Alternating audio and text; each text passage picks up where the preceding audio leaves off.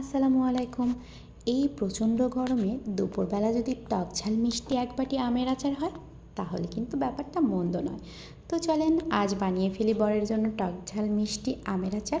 প্রথমেই আমি আম দুটোকে খোসা ছাড়িয়ে নিয়ে গ্রেটারের সাহায্যে খুব ভালোভাবে গ্রেট করে নিচ্ছি। এই তো এভাবে আমি দুটো আমকে গ্রেট করে নিয়েছি।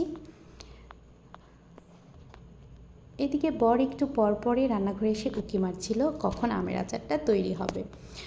তো আমি আম দুটোকেই গ্রেট করে নিয়েছি। এরপর আমি নিয়ে নিচ্ছি দুটো শুকনো মরিচ আর নিয়ে নিচ্ছি কাঁচামরিচ।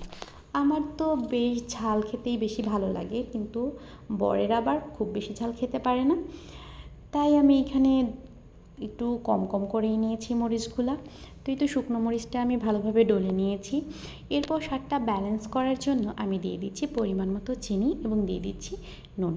এবার দিয়ে দিচ্ছি যেটা ছাড়া আমের ভর্তাটা একেবারেই অসম্পূর্ণ, সেটা হচ্ছে কাসুন্দি।